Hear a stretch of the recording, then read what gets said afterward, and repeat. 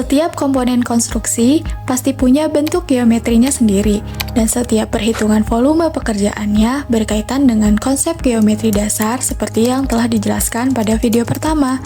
Tapi, apakah kalian tahu bagaimana pengaplikasian konsep dan rumus geometri dasar tersebut ke dalam perhitungan volume pekerjaan konstruksi, khususnya pada konstruksi atap rangka kayu?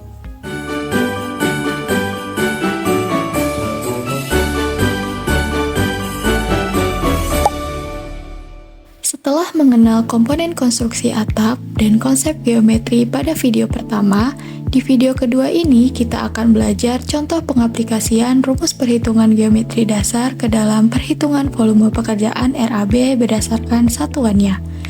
Dan kita akan masuk ke dalam materi contoh perhitungan kubikasi. Ayo, sekarang kita hitung volume balok tarik menggunakan rumus 2, yaitu volume sama dengan luas penampang dikali panjang dan dikali jumlah balok kayu. Jika penampang balok tarik yang digunakan adalah 8/12, maka lebar atau B adalah 8 cm dan tinggi atau H adalah 12 cm. Tapi ingat, satuan setiap penampang kayu masih dalam satuan cm.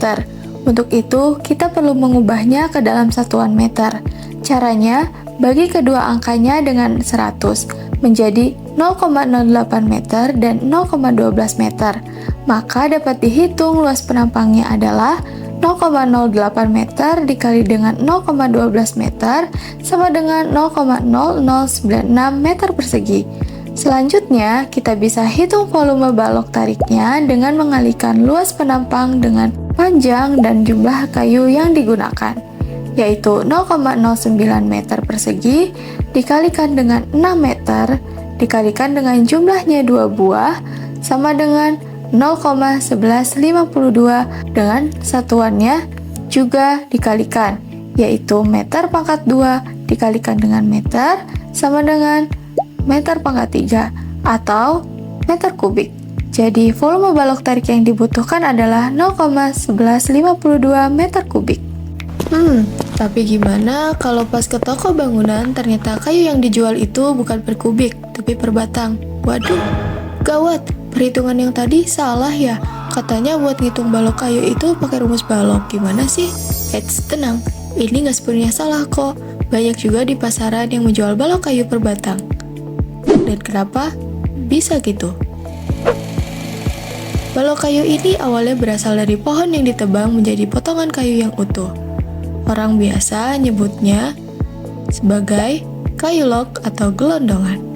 Dan dari potongan-potongan kayu yang besar tadi, lanjut diolah dan dipotong lagi dengan ukuran tertentu, lalu dijual per batang untuk memudahkan pembelinya menghitung kebutuhan biayanya. Biasanya, balok kayu yang dijual memiliki panjang 4 meter per satu batang kayu. Oke, sekarang kita ubah kebutuhan balok tarik per meter kubik tadi menjadi per batang. Caranya, menghitung lebih dulu volume satu batang yang dijual di toko bangunan tadi, pakai rumus volume balok yang ini. Sehingga volume satu batang kayu tersebut adalah 0,08 meter dikali 0,12 meter dikali 4 meter dikali 1 buah, sama dengan 0,0384 meter kubik. Tadi kita butuh 0,1152 meter kubik untuk total kebutuhan balok tariknya. Maka perhitungannya tinggal dibagi aja deh dengan volume kayu yang dijual per satu batang, yaitu 0,1152 meter kubik dibagi dengan 0,0384 meter kubik sama dengan 3 batang. Jadi, total volume kebutuhan balok tarik dalam satuan batang adalah 3 batang. Tapi, jumlah kebutuhan ini harus teman-teman hitung dan sesuaikan kembali dengan kondisi di lapangan ya. Dalam contoh perhitungan ini, secara matematis memang perhitungan 3 batang balok tarik tadi sudah benar. Namun secara praktis, dengan bentang 6 meter dan panjang satu balok kayu yang digunakan adalah 4 meter, kebutuhan balok tarik yang harus dibeli adalah 4 batang. Karena menyesuaikan dengan pemasangan di lapangannya dan balok kayu sisanya dapat digunakan untuk kebutuhan konstruksi yang lainnya ya. Nah, sekarang kalian bisa balik lagi deh ke toko bangunan tadi. Sekarang, bagaimana dengan perhitungan volume genteng atap pelana? Kalau kita lihat, bentuknya mirip bangun ruang prisma ya. Tapi, apakah perhitungan volumenya pakai rumus volume prisma? Jawabannya enggak. Perhitungan penutup atap cukup pada luas permukaan yang berbentuk persegi panjang ini aja. Karena genteng kan hanya dipasang di permukaan atap aja.